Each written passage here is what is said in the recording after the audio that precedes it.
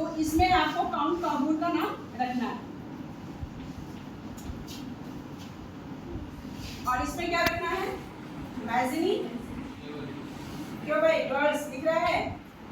Mazzini और Garibaldi. ठीक है, तो गैरीबाल्डी का रोल देखना है और मैजनी का रोल। तो मैजनी जो था उसने बहुत सारी सीक्रेट सोसाइटीज स्टैब्लिश की और रेवोल्यूशनरीज आइडियाज दिए। सीक्रेट सोसाइटी किया जिसमें उसने रेवोल्यूशनरीज आइडियाज दिए। तो रेवोल्यूशनरीज आइडियाज में क्या होंगे? Revolutionaries ideas that's mean we should fought, जैसे इसका मेन टारगेट क्या था? इटली में डेमोक्रेटिक रिपब्लिक स्टैब्लिश करना, डेमोक्रेटिक रूल और republic rule of the public, इसको स्टैब्लिश करना था जो इसका टारगेट था। बस इसका आइडिया डिफरेंट था। आइडिया डिफरेंट क्या है कि without support of the public we can't do anything. और क्रिएटिंग द नेशनलिज्म, तो नेशनलिज्म क्रिएट करने के लिए उसने सीक्रेट सोसाइटी क्या ज्वाइन कर लिया? कार्बोनरी, जो कि वर्कर्स की सोसाइटी थी, जो वर्कर्स के राइट के लिए लड़ती थी। इसका ये पार्ट बन गया। ओके, आफ्टरवर्ड जो भी रूलर्स हैं वो इस रेवोल्यूशनरीज को तो देखते नहीं ना, अगेंस्ट द गवर्नमेंट देखते हैं, तो कई बार इसको जेल भी जाना पड़ा। उसके बाद इसने कार्बोनरी को चेंज करके क्या बनाया? Young Italy. क्या नाम बनाया इसका? इटली, यंग इटली और एक यंग यूरोप। Very good. पर क्या है? यंग इटली और यंग यूरोप, ये सब दो संस्थाएं हमने उसने बनाई। इसी के तहत पे आपको गांधी जी ने भी क्या बनाया था? यंग इंडिया नाम। और इसने जो है न्यूज़पेपर भी स्टार्ट किया इसी नाम से। तो ये कार्बोनरी ऑर्गेनाइजेशन जो कि सीक्रेट सोसाइटी थी, अब किसमें कन्वर्ट हो गई? यंग इटली और यंग यूरोप। ठीक है, तो ये मैजनी का रोल था जिसने लोगों में रेवोल्यूशन के लिए भावना क्रिएट किया। गैरीबाल्डी ने क्या किया? आर्मी के थ्रू, जैसे हमारे नेताजी सुभाष चंद्र बोस थे, इसने जो है रेड आर्मी क्रिएट की। रेड मतलब रेवोल्यूशन, क्रांति। रेड आर्मी,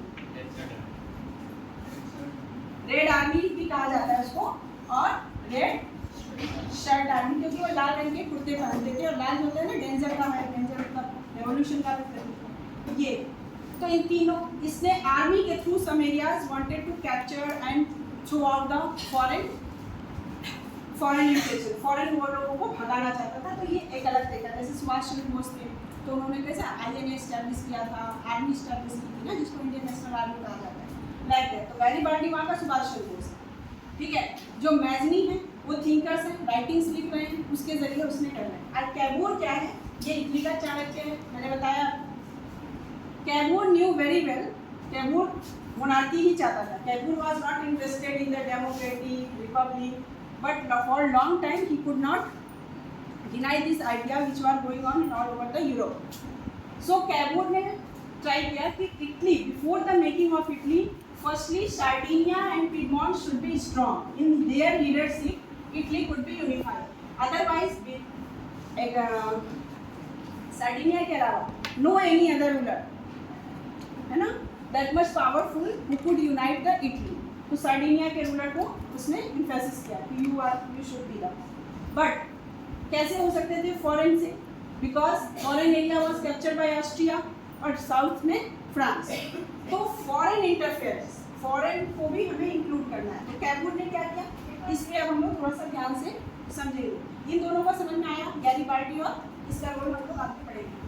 और डिटेल में आपको इस पे कैबूर और मैजनी पे क्या करना है, आपका होमवर्क भी है ये, कैबूर और मैजनी पे डिटेल्स कलेक्ट करने हैं, क्योंकि जानना है।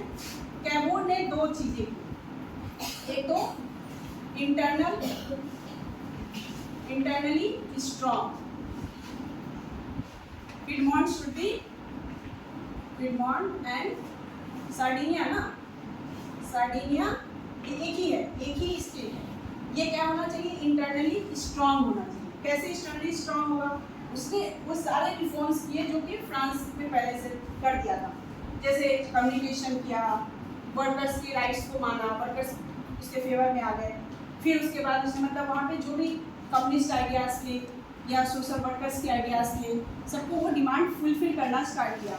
फिर उसने स्ट्रॉन्ग क्या किया, आर्मी को भी स्ट्रॉन्ग किया। अगर हमें किसी से लड़ने जाना है तो पहले खुद को मजबूत बनाना होगा, है या नहीं? खा पी के क्या होना होगा, उसे क्या करना है, मजबूत बनाना। तो इस ये इंटरनली स्ट्रॉन्ग किया। फिर दूसरा क्या करना है, दूसरा क्या किया उसने, फॉरेन सपोर्ट चाहिए उसके लिए। क्या चाहिए, फॉरेन सपोर्ट। तो फॉरेन सपोर्ट कैसे, without foreign support Italy could not be unified. समझ में आ रही बात? दो चीजें करनी है। कैमूर ने क्या सोचा है, पहले हमें खुद को स्ट्रॉन्ग बनाना चाहिए, तब तो हम इटली को यूनिफाई कर पाएंगे। और सेकंड, स्ट्रॉन्ग बनेंगे तो हमें दूसरे जो फॉरेन कैप्चर्स हैं, अगर हम उन्हें कैप्चर करने जाएंगे वो एरिया, तो फॉरेनर्स आगे हम पे अटैक भी करेंगे। तो हमें क्या करना है, फॉरेन का सपोर्ट लेना है।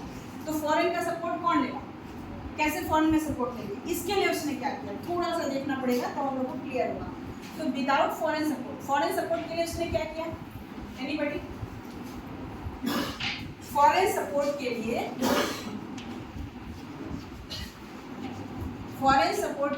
वो एक मतलब no need, but Crimea war में वो इन्वॉल्व क्रीमियन वॉर, सार्डिनिया को इन्वॉल्व किया। किसको इन्वॉल्व किया, बहुत लंबा चैप्टर है, थोड़ा सा समझना। सार्डिनिया क्या किया, लेकिन अलग अलग पढ़ेंगे तो याद भी नहीं रहेगा, भूल जाए। सार्डिनिया को क्रीमियन वॉर में इन्वॉल्व किया। क्रीमिया वॉर किसके किसके बीच हो रहा था, एक साइड था टर्की और एक साइड टर्की का ऑटोमन एम्पायर और एक साइड कौन था, रशिया। तो रशिया जो है टर्की एम्पायर के कुछ हिस्से को, सर्बिया वाले हिस्से को कब्जा करना चाहता था, पोलैंड वगैरह सर्बिया। तो ये वॉर चल रहा था, ये इन दोनों की लड़ाई थी। सार्डिनिया का कुछ भी लेना देना नहीं, but for the international attention Russia को कौन कौन, अब टर्की के सपोर्ट में इंग्लैंड और फ्रांस थे, तो इसने क्या किया कि रशिया के अगेंस्ट में इंग्लैंड और फ्रांस के साथ में पैचअप कर दिया, जिसने सार्डिनिया, और रशिया को डिफीट किया गया, क्योंकि रशिया बहुत पावरफुल बन रहा था और European countries were not wanted कि no any other country should be that much powerful.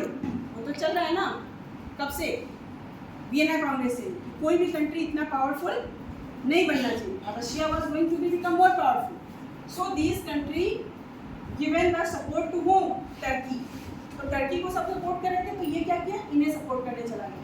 अब सपोज दैट सार्डिनिया जब फ्रांस को सपोर्ट करेगा तो फ्रांस की सिंपैथी हो जाएगी कि नहीं उसके साथ, इंग्लैंड की भी सिंपैथी हो जाएगी। तो अब इसको सेटलमेंट के लिए रशिया हार गया, डिफीटेड, और ये लोग क्या हो गया, मतलब इस पे बना दो ऐसा स्माइल, रशिया क्या हो गया, हार गया। इधर इतने सारे लोग हैं, इधर अकेला बेचारा रशिया है, इसमें देखो इसका मूड आउट हो गया। इधर कौन है, क्रीमिया वॉर में दो पार्टीज कौन है, टर्की, और टर्की को सपोर्ट कौन कर रहा है, हाँ, और इनको एक और सपोर्टर कौन आ गया पीछे से, हम भी सपोर्ट करेंगे, ठीक है, कोई लेना देना नहीं उसको। अच्छा चलो, सपोर्ट किया कैसे, आर्मी भेजा, अपनी स्ट्रॉन्ग मॉडर्नाइज आर्मी भेजा। इसका पेरिस कॉन्फ्रेंस हुआ, इस वॉर के बाद पेरिस में कॉन्फ्रेंस हुआ। तो पेरिस में कॉन्फ्रेंस हुआ, सार्डिनिया को भी बुलाया गया, भाई आओ, आ जाओ। तो फिर इन्होंने पेरिस में कॉन्फ्रेंस हुआ, उसको बस आपको इतना ही लिखना है, क्रीमिया वॉर में सपोर्ट किया, किस लिए, फॉर द इंटरनेशनल अटेंशन कि हम भी पावरफुल हैं, हमें दिखाना है ना कि हम भी पावरफुल हैं। तो प्रमोशन का ज़माना है, तो उस प्रमोशन के लिए हो गया उस कॉन्फ्रेंस। अच्छा चलो ठीक है, इसको सपोर्ट मिल भी गया थोड़ा बहुत, ठीक है, सपोर्ट करेंगे। ऑस्ट्रिया और ब्रिटेन, फ्रांस और ब्रिटेन से उसने कहा कि we want to unify against the Austria, we want to remove, तो they given support, okay in the future we will see, हम देखेंगे, ऐसा कह दिया। इतने तक समझ में आ गया। अब हम लोग आते हैं फेजेस, लास्ट चल रहा है सीन, क्या आता है, यूनिफिकेशन के फेजेस। थोड़ा लंबा है लेकिन समझ लोगे तो इजी हो जाएगा। ये तो हम लोग बैकग्राउंड पढ़ रहे हैं, अब फिर हम 10 इधर आ जाते हैं, क्यों, फर्स्ट फेज क्या बताया था ये टाइम बताओ तो anyone first phase of unification क्या टाइम बताया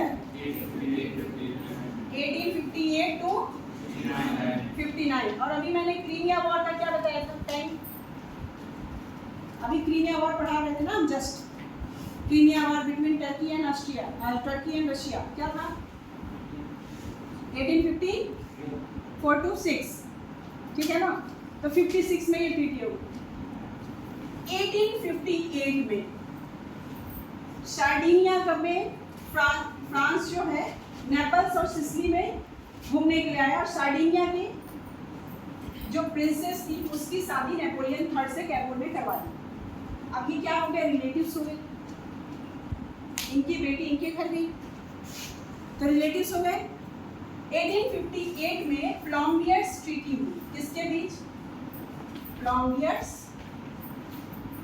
ट्रीटी किसके बीच हुई फ्रांस और सार्डिनिया के बीच लिखोगे सार्डिनिया का रूलर कौन है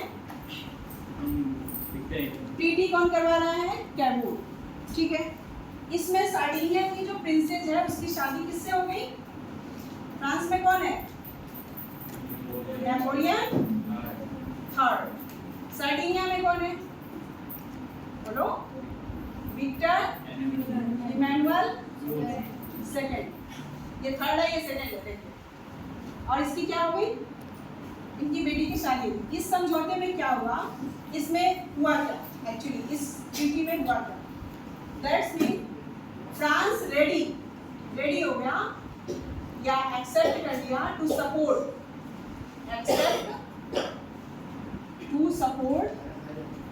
नोट करो सभी टू सपोर्ट किसको सपोर्ट करेगा आपको मैंने खाने पे बुलाया हमने बुलाया फिर आप क्या करोगे आप मेरे सपोर्ट में कहोगे ना कि आप जहाँ कहीं जरूरत पड़ेगी सपोर्ट करना support in the sense Cavour told you have to be not give the army हमें आर्मी नहीं चाहिए आपका सपोर्ट नहीं चाहिए हमें कैसा सपोर्ट चाहिए जस्ट यू बी पैसिव आपका पैसिव सपोर्ट चाहिए पैसिव सपोर्ट का मतलब क्या है किस तरह का support whenever we will fight with Austria जब भी हम ऑस्ट्रिया से फाइट करेंगे आपको क्या करना है पैसिव रहना है you are not to support the Austria हम ऑस्ट्रिया को सपोर्ट नहीं मिलेगा तो हम इजीली उसको डिफीट कर लेंगे समझ में आ रही बात आपको कुछ नहीं करना है ये ऐसी ट्रीटी है कि इसमें ये कहा गया कि आपको कुछ नहीं करना समझ में आ रही बात प्लॉम्बियर्स ट्रीटी किसके बीच हुई है फ्रांस और इसमें फ्रांस से सार्डिनिया के कैबूल ने क्या कहा क्या बोला है to be passive whenever we will attack on Austria या ऑस्ट्रिया से वॉर होता है that time you have to be passive okay ना अंडरस्टूड ओके ये सपोर्ट मिल गया अच्छा प्लॉम्बियर्स के बाद आ जाता है टाइम इस एरिया में लोम्बार्डी और वेनेशिया इसके डायरेक्ट कंट्रोल में थे कैबूल ने क्या किया यहाँ पे रेवोल्यूशनरीज जैसे ही प्रोवोक किसने कैबूल ने क्या किया प्रोवोक किया ये प्लॉम्बियर्स ट्रीटी लिख लिया अच्छा तो प्लॉम्बियर्स ट्रीटी ये बैकग्राउंड है ये आपकी बुक में नहीं दिया हुआ है लेकिन आपको लिखना है ये बता दूं मैं तो अकॉर्डिंग टू प्लॉम्बियर्स ट्रीटी कैबूल प्रोवोक क्या किया इसने provoke Lombardy and Venetia revolutionary वहां के जो रेवोल्यूशनरीज थे उनको प्रोवोक किया किसके अगेंस्ट आप बताओ अगेंस्ट ऑस्ट्रिया देन क्या हुआ अब देखो इसको एक एक से समझो ऑस्ट्रिया चुपचाप बैठा रहेगा आओ मुझे तंग करते रहो ऑस्ट्रिया का आदमी वहां बैठा है लोम्बार्डी और वेनेशिया में उन लोगों को रेवोल्यूशनरीज ने मार के भगा दिया तो लोम्बार्डी और ऑस्ट्रिया क्या किया ऑस्ट्रिया ने डिक्लेयर या अनाउंस लिख लो announce war against whom Sardinia उसको अच्छे से पता था कि सार्डिनिया ही कर रहा है ये। तब कैमूर क्या हुआ? कैमूर बिकम सो हैप्पी, वाह गुड चांस मिला हमें लड़ने का, है ना। All time Cavour thought we have to show the defensive, हमें कैसा दिखना है? डिफेंसिव दिखना है, अटैक नहीं। तो सार्डिनिया के ऑस्ट्रिया ने अनाउंस कर दिया वॉर, ठीक है, वॉर हो रहा है। But after just 1 years in 1860, ये तो 1859 की बात है, 1860 में क्या हुआ? फ्रांस इंटरप्ट किया, इंग्लैंड इंटरप्ट किया, किस लिए? शांति के लिए, पीस ट्रीटी। बस करो, लड़ लिया, बहुत लड़ लिया, है ना। और इससे क्या हुआ कि पीस ट्रीटी, युद्ध बीच में ही बंद हो गया। तो ऑस्ट्रिया, लोम्बार्डी, ये जो वेनेशिया है वो किसके पास रह गया? ऑस्ट्रिया के पास रह गया। लोम्बार्डी किसको मिल गया? जैसे दोनों पावरफुल है, ना तुम्हारी हुई ना मेरी हुई, तो क्या काम करते हैं? 2 जगह की लड़ाई हुई, एक मेरा एक तुम्हारा, तो कौन सा किसके पास चला गया? लोम्बार्डी किसके पास चला गया? पिडमॉन्ट के पास। और वेनेशिया किसके पास रह गया? ऑस्ट्रिया के पास। ये क्लियर हो गया? यूनिफिकेशन का पहला फेज ओवर। सेकंड फेज का टाइम पीरियड जल्दी बताओ। थर्ड फेज होने वाला है। सेकंड फेज बहुत इजी है। सेकंड फेज, अच्छा एक चीज देखना है कि कैमूर की डेथ हो जाती है 61 में।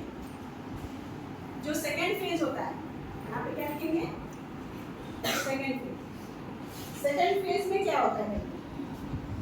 ये हमारा हो जाता है आपका 1861-62 कि जो मिडिल, ये लोम्बार्डी तो चला गया उधर। पहला फेज समझ में आया? पहले फेज में क्या हुआ? बीच में फ्रांस इंग्लैंड ने इंटरप्ट किया, लोम्बार्डी इसको चला गया, वेनेशिया ऑस्ट्रिया के पास चला गया। फिर जस्ट नेक्स्ट ईयर क्या हो रहा है? जो आपका परमा है, मोडेना है ना, देखो, और टस्कनी, ये जो 3 है, यहाँ पे थ्रू द प्लेबिसाइड क्या होता है? थ्रू द, ये याद रखना है, प्लेबिसाइड का मतलब क्या हो गया? सब मतलब public opinion, through the public opinion. यहाँ पे वोटिंग कराएंगे, क्या कराएंगे? वोटिंग कराएंगे। किस लिए? क्योंकि जैसे ये लोग भी रेवोल्यूशनरीज आए हैं, जैसे कैमूर जो है, जैसे इनको सपोर्ट कर रहा था, इनको सपोर्ट कर रहा है। यहाँ इनडायरेक्ट कंट्रोल है ना, किसका इनडायरेक्ट कंट्रोल? ऑस्ट्रिया का। तो यहाँ पे भी क्या कर रहे हैं? वो प्रोवोक कर रहे हैं रेवोल्यूशन करने की। तो पब्लिक के थ्रू वोटिंग हुई। पब्लिक के वोटिंग से ये जो तीनों थे, ये किससे मिलने के लिए गए? Voted to mix, to merge with home. यहाँ के लोगों ने किसके में सपोर्ट किया? ऑस्ट्रिया से मिलना है या सार्डिनिया से मिलना है? हाँ, मर्ज विथ सार्डिनिया। मतलब यहाँ कोई युद्ध नहीं हुआ, कोई वॉर नहीं हुआ। क्या हुआ? जस्ट जनरल पब्लिक ओपिनियन से ये लोगों ने वोटिंग की और ये किस में मिक्स हो गए? हाँ, सार्डिनिया में मिक्स हो गए। अब क्या रह गया? PayPal state. अभी कोई इसको टच नहीं कर रहा है।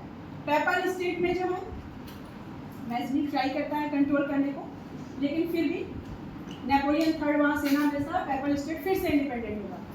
बच गया सिसिली एंड नेपल्स। सिसिली और नेपल्स में क्या था? किसका शासन था? फ्रांस का। तो अब हम लोग थर्ड फेज चलेंगे। क्या चलेंगे? Third phase. थर्ड फेज आने के पहले एक बार बीच में ही हम लोग देख लेंगे क्या बहुत चौकस करता है। थर्ड फेज आपका आ जाता है कब? 72 71। अच्छा, इनके बीच में एक टर्म आता है 1866। जस्ट रिमेंबर जब हमने जर्मनी यूनिफिकेशन पढ़ाया, याद है? तो जब जर्मन यूनिफिकेशन पढ़ाया था हमने, तो आपको याद होगा during this period, during German unification, याद करो थोड़ा सा। जर्मन यूनिफिकेशन जब हमने पढ़ा था इटली के पहले, तो जर्मन यूनिफिकेशन में किसने किया था? बिस्मार्क ने। बिस्मार्क ने किससे ट्रीटी की थी? बताओ।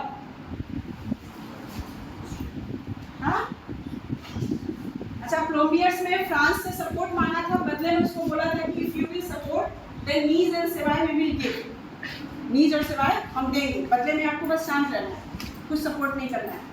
यहाँ पे देखो कि बिस्मार्क जो कहाँ का था, जर्मनी प्रशा का चांसलर था, कौन था? रशिया का थर्ड फेज चल रहा है, last phase, Russia chancellor. Bismarck ने किससे ट्रीटी की थी बताओ? कैबूर से, कैबूर से ट्रीटी की थी इस वजह से कि whenever we will fight with Austria, हम ऑस्ट्रिया से लड़ेंगे, जैसे कि फ्रांस से ट्रीटी हुई थी ना कोलंबियर्स वाली, ऐसे बिस्मार्क ने कैबूर से ट्रीटी की थी। कैबूर कौन है बताओ? Freedom of Sardinia. इन दोनों के बीच बात है कि तुम क्या करो, हम दोनों का काम एक है, हमें जर्मनी यूनिफाई करना है और आपको इटली यूनिफाई करना है, हम दोनों क्या हैं? भाई भाई। तो हमें क्या करना है, अगर हम लड़ेंगे किससे? ऑस्ट्रिया से। ऑस्ट्रिया तुम्हारा दुश्मन का दुश्मन क्या होता है? दोस्त होता है। ये दोनों का दुश्मन कौन है? कॉमन दुश्मन कौन है? ऑस्ट्रिया। ये कह रहा है कि जब मैं ऑस्ट्रिया से लड़ूंगा तुम मत सपोर्ट करना कहीं से, जब तुम लड़ोगे मैं नहीं सपोर्ट करूंगा, ऑस्ट्रिया को कैसे भी हमें अकेला करना है। तो ये कहते हैं कि ऑस्ट्रिया को हराने में अगर तुम कैबूल हमारी हेल्प करते हो, आर्मी के थ्रू हेल्प करते हो, तो हम क्या करेंगे? आपको बदले में क्या देंगे? वेनिशिया देंगे। आगे बात समझ में? वेनिशिया हम दे देंगे तो ऑस्ट्रिया कंट्रोल में। तो 1866 में क्या हुआ था बताओ? प्रशा ऑस्ट्रिया वॉर हुआ था, और इसमें क्या हुआ था? Prussia versus Austria. इसमें डिफीट कौन हुआ था? ऑस्ट्रिया। जीता कौन था?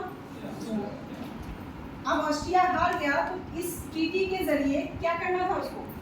वेनिशिया किसे देना था? किसे देना है? वेनिशिया किसको लेगा? सार्डिनिया को मिल गया। अब देखो वेनिशिया कैसे मिला सार्डिनिया को, समझ में आ गया? बस एक ट्रीटी के जरिए। तो इतने लोग का तो हो गया। लास्ट साउथ और लास्ट जो फेज चल रहा है, तो अब इसी में क्या है कि सेम टाइम पे अब तुम लोग याद करो, इस साइड में फ्रांस है। अब इसको कैसे किया जाए? इफ कैबूर सपोर्ट द गैरीबाल्डी ने इस एरिया में रेड आर्मी भेज के अटैक कर दिया, इस एरिया को जीत भी लिया। सिसिली और गैरीबाल्डी ने क्या किया? बोन या कैप्चर, लास्ट चल रहा है लिखेंगे, capture which area bye red side army. किसको कैप्चर कर लिया? Naples and Sicily. अब नेपल्स और सिसिली जो फ्रांस में था, तो नेपोलियन थर्ड साइलेंट रहेगा? नहीं। तो नेपोलियन ने क्या किया? अपनी सेना भेजी। नेपोलियन थर्ड सेंट आर्मी को भेजा, लेकिन बाय लक कैबूर आल्सो सपोर्टिंग। कैबूर किसको सपोर्ट कर रहा था? गैरीबाल्डी को। कैसे सपोर्ट कर रहा था? इनडायरेक्टली। डायरेक्टली नहीं कर सकता था ना, कि कैबूर ऑन द पेपर वो फ्रांस का फ्रेंड था। अगर फ्रांस को फ्रेंड होकर के और उसी के एरिया पे कब्जा करेगा तो फ्रांस नेपोलियन पहले कैबूर को हराएगा, सिसिली बाद में देखे। तो उसने क्या किया? इनडायरेक्ट सपोर्ट किया। किसको?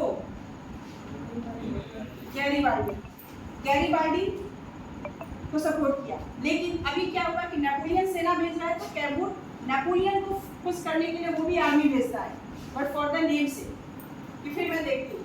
लेकिन बाय लक, कैबूर का लक, किसका लक? कैबूर का लक। नेपोलियन जो है उसी समय फ्रैंको प्रशा वार हो रहा था, आपको याद होगा फ्रैंको प्रशा वार, बहुत टफ है, थोड़ा सा याद करना पड़ेगा। ये फ्रैंको प्रशा वार क्या है बताओ? प्रशा जो है जर्मनी यूनिफिकेशन कर रहा था, उसका भी लास्ट फेज चल रहा था। 1870 में फ्रांस से लड़ाई कर रहा था। उसमें क्या हुआ? फ्रांस हारा या प्रशा हारा? फ्रांस हार गया। लेकिन इस वॉर के दौरान फ्रांस को एक्स्ट्रा आर्मी की जरूरत पड़ी। तो ये जो आर्मी है, ये आर्मी किसकी आर्मी है? फ्रांस की। इसको जो है वापस बुला लिया। क्या किया? वापस बुला लिया। किससे लड़ाई करने के लिए? प्रशा से लड़ाई करने। फ्रांस में नेपोलियन थर्ड हार गया, फ्रांस में सत्ता पलट गई और ये पूरा का पूरा एरिया क्या हो गया, unified under the leadership of whom? Under the leadership of, इस समय कैबूर नहीं है, ये सिर्फ गैरीबाल्डी और इमैनुअल थर्ड। कौन है? गैरीबाल्डी और इमैनुअल। कैबूर की डेथ हो जाती है 62 में, 1862 में। ये नेपोलियन थर्ड और इमैनुअल सेकंड वहाँ भेजता है। यहाँ कैबूर नहीं है, यहाँ पे कैबूर नहीं सपोर्ट कर रहा है। कौन सपोर्ट कर रहा है? इमैनुअल, ये याद रखना, सेकंड, ये इमैनुअल सेकंड उसको सपोर्ट कर रहा है। और इस तरह से नेपल्स और सिसिली, जहाँ पे फ्रांस का बर्बन डायनेस्टी रूल कर रहा था, वो किसके कैप्चर में आ जाता है? अब किसके कैप्चर में आ गया? Sardinia capture.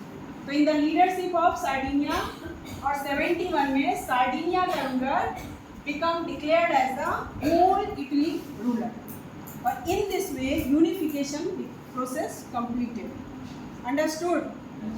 Just one time recall और होमवर्क रिकॉल करेंगे। रोमन एम्पायर का हिस्सा, after that Napoleon captured this area, unified them. फिर third, Napoleon defeated by Prague. फिर Vienna congress, again Italy divided into the northern Italy captured by Austria, southern area captured by. अच्छा, किसी ने नहीं पूछा PayPal state का क्या हुआ? पेपल स्टेट में भी सेटलमेंट हुआ, एक छोटा सा जगह निकाला गया, इसको लगा दिया गया वेटिकन सिटी, और ये पूरा स्टेट इटली में मिला दिया गया। और जो पेपल है, रोम का जो पोप था, वो इतने में सीमित कर दिया, जो धार्मिक यानी रिलीजियस हेड है उसको यहाँ। वेटिकन सिटी दुनिया का सबसे छोटा सिटी है ना, तो वो यहाँ सेटल कर दिया गया और इटली को पूरा का पूरा यूनिफाई कर दिया गया 1871। इस तरह से हमारा इटली यूनिफिकेशन क्या हो गया, कंप्लीट हो गया। ये समझ में आ रही बात? तो फिर अब वियना कांग्रेस में देखना कि कौन किसको दिया गया, कौन किसको दिया गया। फिर ऑस्ट्रिया को इधर का, फ्रांस को इधर का इंडिपेंडेंट, ये भी इंडिपेंडेंट। फिर आते हैं हमारे तीन लीडर, तीन हीरो, कौन कौन से? कैबूर, मैजनी, गैरीबाल्डी, उनके रोल्स लिख लेना। फिर फर्स्ट फेज लिखना। फर्स्ट फेज में क्या है कि विद द हेल्प ऑफ कैबूर यहाँ पे प्रॉब्लम क्रिएट होती है ऑस्ट्रिया के साथ। फिर फ्रांस के इंटरफेरेंस से लोम्बार्डी सार्डिनिया को मिल जाता है, वेनेशिया किसको मिल जाता है? ऑस्ट्रिया को मिल जाता है। फिर सेकंड फेज देखेंगे कि ये सारा किसके जरिए जाता है। यहाँ पे भी वॉर होते हैं क्या? नहीं। बर्मा पेडोना टेस्करी किसके जरिए जाते हैं? Through the plebiscite means mix हो जाते हैं। फिर नेपल्स और सिसिली कैसे मिक्स होते हैं? जब ऑस्ट्रिया प्रेशर वॉर चल रहा होता है तो यहाँ आर्मी, रेड आर्मी को हटाया, फिर फ्रांस की आर्मी वापस बुला लिया, ये हो गया। पेपल स्टेट राष्ट्र में कैसे मिलते हैं? पेपल स्टेट, पेपल स्टेट में एक समझौता होता है, सारे पोप को यहाँ वेटिकन सिटी शिफ्ट किया जाता है और इसको इटली में मिक्स किया जाता है। एनीबडी कैन यू से Venetia, how did Venetia got United in the Italy? Anybody? Anybody? Venetia how did United? कोई भी बताओ। वेनेशिया यूनाइटेड, वेनेशिया यूनाइटेड, हाँ तेज से बोलो। वेनेशिया प्लेबिसाइट से होता है? नहीं, भूल गया सर। वेनेशिया आपको बताया ना, ऑस्ट्रिया बिस्मार्क से साथ ट्रीटी हुई थी, किसकी? जब कैबूर जिंदा था। Whenever they will meet with the Austria war, जब भी वो ऑस्ट्रिया से वॉर में रहेंगे तो क्या करना है? इटली को क्या करना है? उन्हें मिलिट्री सपोर्ट देना है। when the Sardinia will give the military support in the exchange of they will defeat the Austria, so from the Austria they will capture the Venetia and it will transfer to Sardinia, वो उनको Sardinia को मिल जाएगा। तो Venetia किससे friendship के बदले मिला है ना? वेनेशिया कैसे मिला? फ्रेंडशिप के बदले, कैबूर के जरिए। कैबूर जब जिंदा था, कैबूर when he was alive, he done a treaty with whom? कैबूर किसका मित्र था? बिस्मार्क का। और बिस्मार्क से फ्रेंडशिप किया था, और बिस्मार्क ने क्या प्रॉमिस किया था? कब किया था प्रॉमिस? 66 में, और वो उसको मिला नहीं। किससे मिला? बिस्मार्क के जरिए, उस ट्रीटी के जरिए। तो ये बीच का जो है ना चीज़, ये भूलना नहीं, और ये पूरी तरह से कंप्लीट हुआ। बाकी लोगों को समझ में आया? होमवर्क नोट करो। अब समझ में आया नहीं? एक भी जल्दी नहीं समझ में आ जाएगा, इसको 2 बार 4 बार आपको क्या करना पड़ेगा? रिवाइज करना पड़ेगा। एंड फेस को। एक बार में समझ में आया सभी बेटा नहीं है लोग। चलो होमवर्क नोट करोगे। होमवर्क क्या करोगे? Draw the map of unified Italy.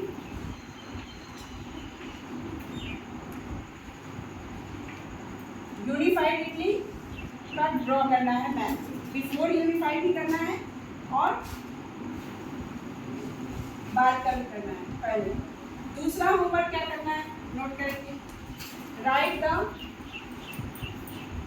About all phases of Italy unification। सिर्फ 2 क्वेश्चन करने हैं, सारे फेजेस लिखने हैं, सारी ट्रिकी लिखनी है। और ये जान लो कि ये question most important for your board exam. ये आना ही है और ये लॉन्ग क्वेश्चन में आना है। तो आपको क्या करना है? सारे फेजेस याद रखने हैं, पहले का, बाद का, मतलब pre unification, during the unification and after unification. और after unification who become the unified Italy leader, Italy ruler? Edward second. इतना पावरफुल आदमी है, शुरू से लेकर लास्ट तक बना रहा है और यूनिफाई किया। ओके, तो थैंक यू।